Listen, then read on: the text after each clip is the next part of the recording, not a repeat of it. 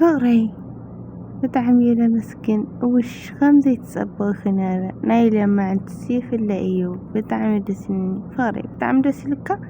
بتعمي دام نايلة مع انت دستا اللي ايو تمسكن انكو وانت ولدكو كذا تزي ولدكو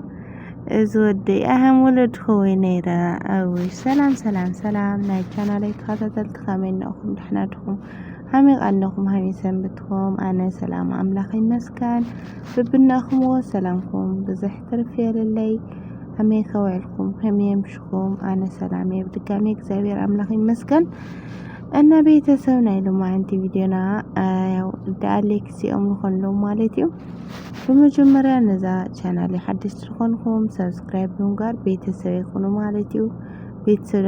ደግሞ ላይክ ሀናትሪ ተخمكم እንተማት መንበረታኹም አይ ፈለየና ወልኹ ናይ ሎም እንት ደማ አሌክስ ምስልሊ ያው አሌክስ ደማ ማዕልቲ ውልደቱ ብዘመልከተ ሊሊ ብዝገርም ነገር ያ ሰርፕራይዝ ገብራቶ ማለት ይኩራተይ ያቦነት ናይ ሰብ ደስታ ናይ ሰብ በቃ እውነት ናይ ሰብ ደስታ ናይ ሰብ እድገት ትርኢት ኣለኻ ብጣዕሚ ኣም ዝሃማይ ደስ ልብለኩም ንኹም ዶ ኣነ እንድዒ በቃ ለኾነ خمس በቃ ባዕለይ ልነብር ለኹ ህይወት መስሊ ይረአየኒ ይስማዓኒ ማለት እና ብጣዕሚ ደስ ልካ በመጀመርያ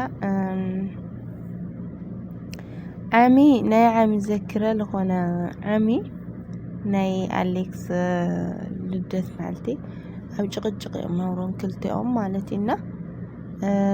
ያው ልደቱን ከተከብር ሰርፕራይዝ ንክትገብር አብላ ዘጋጀትሉ እንግዲህ ጓል ሕዝላ ኸዱ ምናምን ይኖርና ወላ እኮ ድራማ ይሁን ግን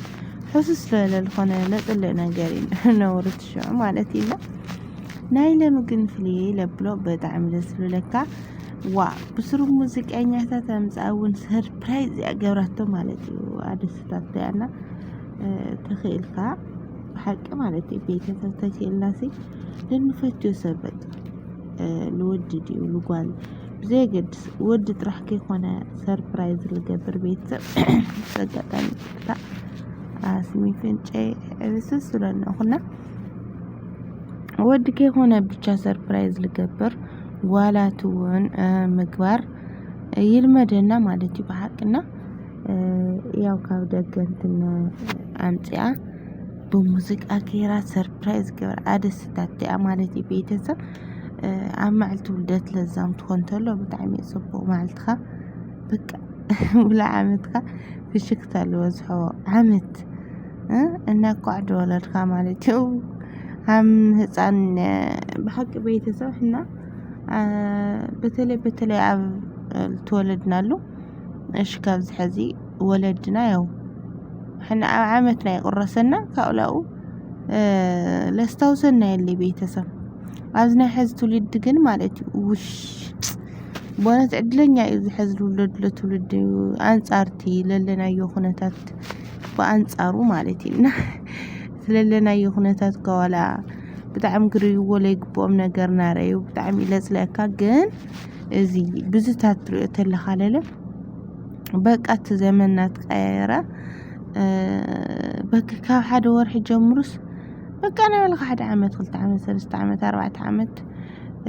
بك لان أتصل خل خبروا له مالتينا ذون بتعم دس لك مالتي وقعت ولدك أليكس لبام سب مالتي مخبرت بيتو بعلت بيتو بونت أنا بتعمل إنه بزقت عمي ندعي بتشا لدراما لجلل كون خلقن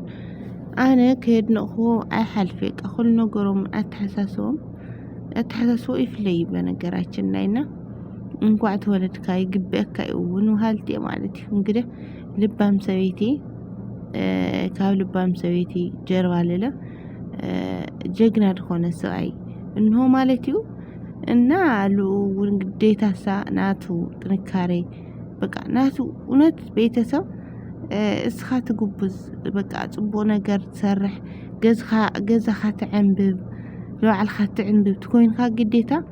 ንፉዕ ሰአይ በቃ ንፉዕ بحقنا خلله بوتا للو سعي ትልየካተሎ ሁሉ ነገር ድሙቕ ላንኾነ ይኸድ ማለት እዩ ቤተሰብና ታይክለኩም ደልየ ናወና ጉዳይ ካቲ እዚ ክትገብረሉ ኸኣለት ናባዕሉ ውጤትውን ኣለዎ እዩ ሃልቴ ማለት ኩራቴና كل ነገርኩም ንመጀመሪያኩም እንተይኮነ መጨረሻኩም የጥዕመልኩም የክሎም ደሊ ማለት ቤተሰብ በመጀመሪያ እኮ ኣነ ካቲ ተለኹቲ ድረሩ ሓጎስ ገለሉ ምስራኹ ዋ ታይ ማዛን ኣማዝ ዲያ ጠንሳ ገለለብል ቲ ታምኔል ምስራኹ ማለት ቤተሰብና ሃው መስል ነውርና ብቻ ግን እቲ ለዘጋጀትሉ ሰርፕራይዝ ገላ ናይ ማዕልቲ ውልደቱ ካብ ደገ ጸዋዕ ደረፍት ገለም ጻንትም ሰለቶ ንዑ ደስ ይልኒ ብሉ ማለት ናይ ሎሚ ፍለ እዩ ይብሉ ማለትና ወደይውን እንኳዕ ተወለድኩ ተዘይውለድ ነይረሲ እዚ ልመስለ እዩ ወልዲ ነውረ ይብሉ ማለት ቤተሰብ ሳውን ባንጻሩ ስኻተ ዘይትውለድ ዝወደይ ረኾይና ይረብላቶ ማለት እዩ ውሽ ብጣዕሚ ደስ ይለካ በዘጋጣሚ እና ቤተሰብ በተለይ ኣብዚ ሰዓት ጥራሕ ሚዲያ በቃ ፍቅር ምግላጽ ሚዲያ ብቻ እስኪ ሕቶ መልሱልኝ ሐቀየ ቤተሰብ ናይ ሚዲያ ሰብ ብቻ ዲዩ ፍቅር ልጋላለጽ እቲ ሚዲያ ላይ ወልኻ ቤት ሽኮርታ ያለለት ቤት ዚያከ ይመስለኩም ቤት ዛናይ ፌስቡክ ማለት እዩ تعمل فوتيا بزاقاتامي بقى ግልጽነታ ልውህነታ ውሽ የኔ ቆንጆ تعمل فوتيا ምትት ብዬ ነው ወዳትና እሳ ወዳት ማለት ቤተሰብ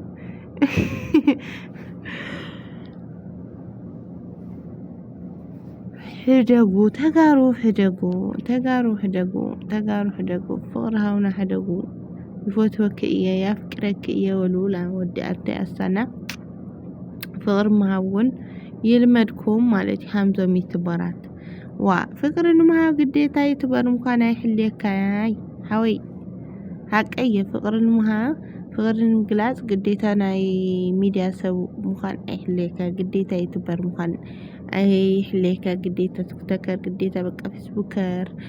ምናምን ወዘታ አይሕልየካ ማለት በቃ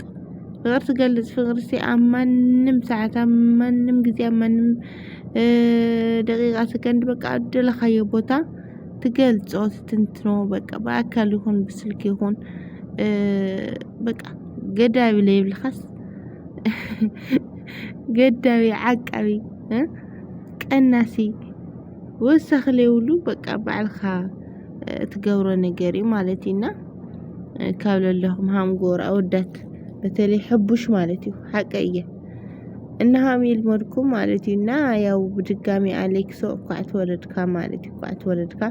ሃሚል ለለሰይት ወንፍጠረልኩም ለየተኹም ማለት እዩ ለየተኽን ለየተጣመርክ ደም ሃም አሌክስ ለለፍቃሪ ሰዋይ ማለት እዩ እና ቤተሰብ ምትሕልላይ ለለወጽቦ ገዛ በጣም ጽቡቅና ብዘተኻልና ይተንተሐላለይ ዛገዛስ ማዓንበባት ማለት እዩ እና ኩራቴና ልማዕት ቪዲዮ ዝመስል ነው ናኸድኩም ደማገዘውም ቋት ወለድካ ናወልኩም ሰናይ ትምንቱ ግለጽሉ ማለት እዩ ኩራቴይ እና በድጋሚ ናይ ልማዕት ቪዲዮና ዝመስል ነው በቀጻል ቪዲዮስ ጋር ንራኸብ ሰሰናይ ናወልኩም በዚክሳና ወተኩም ኩራቴይ እና ሰሰናይ ወጽጽቦ ተጥዕሙ ሞሞቻው ለበለናዓኩም ናወልኩም በዚክሳና ወተኩም ድጋሚ ኩራቴይ ባይ ባይ